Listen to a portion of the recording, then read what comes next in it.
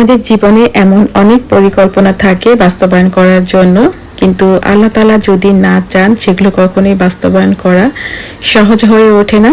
আসসালামু আলাইকুম, কেমন আছেন সবাই?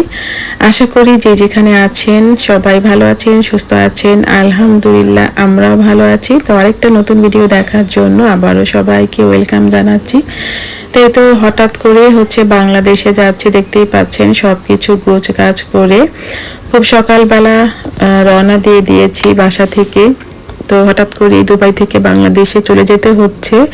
আসলে এরকম প্ল্যান ছিল না, আর্জেন্ট কাজে আমরা যাচ্ছি।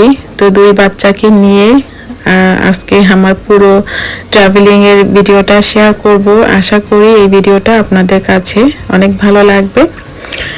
তো আমি কিন্তু সেরকম কোনো প্ল্যান করিনি, আর্জেন্ট কাজে যেতে হচ্ছে। তো খুব অল্প সময় পেয়েছি কাজ করার জন্য, কারণ নিজেও জানতাম না যে যেতে হবে। তবে যাব এরকম একটা ছিল, তবে যাব না, নিজে থেকে যাব না এরকমই আর কি প্ল্যানটা ছিল, কিন্তু তবুও আর কি যেতে হলো শেষ পর্যন্ত। তো যাই হোক, খুব কম সময় কিন্তু কাজ করে দুই বাচ্চাকে নিয়ে বের হয়ে গেছি তো এয়ারপোর্টের উদ্দেশ্যে। তো আমরা এখন এয়ারপোর্টে চলে এসেছি। তো এখন তো এয়ারপোর্টে যে ফর্মালিটিগুলো আছে তো সেগুলো করতে হবে। আসলে খুবই খারাপ লাগতেছিল, কারণ আসলে আগে থেকে প্ল্যান না থাকলে যেটা হয়, প্ল্যান করেছিলাম একটা আর হলো আরেকটা। তো যাই হোক, যেহেতু বাংলাদেশে যাচ্ছি সেটাও একটা এক্সাইটমেন্ট কাজ করছিল।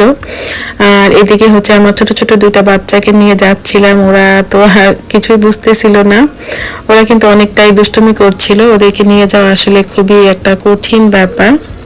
তো আমার হাজবেন্ড এয়ারপোর্টে আমাদেরকে ড্রপ করে দিয়েছিল, আর এদিকে বোর্ডিং পাস ইমিগ্রেশন শেষ করে এখন ট্রেনে করে যাচ্ছি, আমাদের আর কি প্লেনে উঠতে হবে।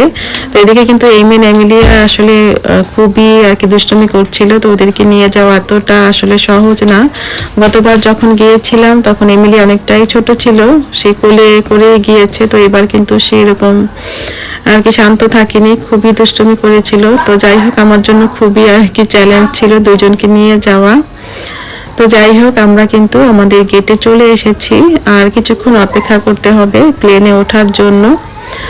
আর বাংলাদেশে যাচ্ছি, সবসময় যখন বাংলাদেশে যাই অনেক প্ল্যান থাকে, এক মাস আগে থেকেই অনেক প্ল্যান করা থাকে, কি কিনবো, কি করব না করব, একটা এক্সাইটমেন্ট কাজ করে এক মাস আগে থেকে। এবার একেবারেই ভিন্ন রকম, একদম হঠাৎ করে এরকম করে আসলে কখনোই যাওয়া হয়নি, এবারই প্রথম, তাও আবার দুটা বাচ্চাকে নিয়ে যাওয়া। তো যাই হোক, আমরা কিন্তু অলরেডি প্লেনে চলে এসেছি। আর এদিকে বাচ্চারা অনেকটা সময় খেলাধুলা করেছে প্লেনে।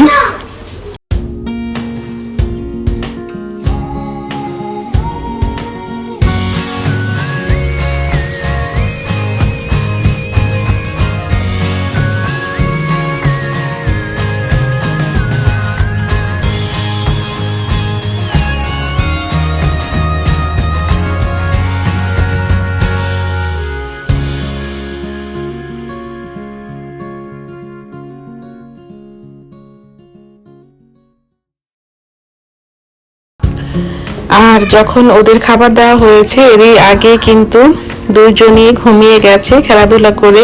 আর দেখে অনেক কালার পেন্সিলও দেওয়া হয়েছিল, কিছু গিফট দেওয়া হয়েছিল, তো সেগুলো নিয়ে কিছুটা সময় কাটিয়ে কিন্তু দুই ভাই বোন ঘুমিয়ে পড়েছে। আর এদিকে কি আর করা, যেহেতু আমাদের সবারই খাবার দেওয়া হয়ে গেছে সেহেতু আমি আমার খাবারটা খেয়ে নিয়েছিলাম, তার নিজের খাবারটা খেলে পরে আর কি ওদেরকে খাওয়াতে পারবো। তো যাই হোক, এই দিন ভ্যালেন্টাইন ডে হওয়ার কারণে এই ছোট্ট কিউট একটা সুন্দর কেক দেওয়া হয়েছে, খুবই সুন্দর দেখতে। আর এখন এই পর্যায়ে একটা রিকোয়েস্ট করি, যদি আমার এই ভিডিওটি দেখে আপনাদের কাছে ভালো লেগে থাকে প্লিজ একটি লাইক করবেন, কমেন্ট করবেন, কারণ আপনাদের লাইক আর কমেন্ট আমার কাছে খুবই একটা গুরুত্বপূর্ণ বিষয়। আর এরকম লাইফস্টাইল ভিডিও যদি আরও দেখতে চান তাহলে আমার চ্যানেলটিকে সাবস্ক্রাইব করে পাশে থাকা বেল আইকনটি ক্লিক করে রাখবেন, তাহলে যখনই আমি কোনো নতুন ভিডিও আপলোড করব নোটিফিকেশনটি আপনার কাছে চলে যাবে, আর আপনি সময় সুযোগ বুঝে আমার ভিডিওটি দেখে নিতে পারবেন। আর এই তো আমি একটু কফিও খাচ্ছিলাম। আর দুবাই থেকে বাংলাদেশে যেতে সেরকম একটা বেশি সময় লাগে না, মাত্র 4 ঘন্টা। 4 ঘন্টার ভিতরে হচ্ছে আমরা বাংলাদেশে পৌঁছে যাব। আর আমার এই ভিডিওটা আমি একেবারে দুবাই থেকে বাংলাদেশ, ঢাকা এবং আমাদের বরিশাল পর্যন্ত কন্টিনিউ করেছি। আশা করি পুরো ভিডিওটা জুড়ে আমার সাথেই থাকবেন। আর এই তো দেখা যাচ্ছে বাংলাদেশের মাটি। তো এখন কিন্তু একটা অন্যরকম ভালো লাগা কাজ করছিল, আর এদিকে একটু ভয়ও লাগছিল যেহেতু বাচ্চারা অনেক আর কি দুষ্টুমি করে। তো যাই হোক, আমরা কিন্তু আলহামদুলিল্লাহ খুব ভালোভাবে বাংলাদেশে পৌঁছে গেছি। আর এই তো এদিকে আমাদের সুটকেস নিয়ে এখন হচ্ছে বাসায় যাব। তো এয়ারপোর্টে আমাকে আমার কাজিনরা নিতে আসছিল, তো ওদের সাথেই হচ্ছে আমরা চলে গিয়েছিলাম। তো তারপরে হচ্ছে ভিডিওটা কিন্তু আর কন্টিনিউ করা হয়নি, কারণ জার্নি করার পরে ভিডিও করার আমার ভিতরে আর কোনো এনার্জি আর কি থাকে না। আর বিশেষ করে ভিডিও করার যে করব সেটা মনেও থাকে না। তো যাই হোক, এই বাসায় কিন্তু খুবই সুন্দর একটা ময়না পাখি ছিল। সে একদম সেম আর কি মানুষের মতন খুব সুন্দর করে কথা বলতে পারে। তো সেটা হচ্ছে আর কি ভিডিও করা হয়নি। তো এখান থেকে আমি একটুখানি ভিডিও করে রেখেছিলাম। তো আমার কাজিনের বাসায় হচ্ছে একদিন ছিলাম। তো তার পরের দিন হচ্ছে এখন এই তো রওনা দিলাম বরিশালে যাওয়ার জন্য আমার বাবার বাড়িতে। তো এই তো 2 বাচ্চাকে নিয়ে হচ্ছে আমরা আজকে গ্রিন লাইনে করে বরিশালে যাব। সবসময় তো লঞ্চে করেই যাই, তো আজকে হচ্ছে ভাবলাম যে পদ্মা সেতু দিয়ে হচ্ছে আমরা একটু যাই।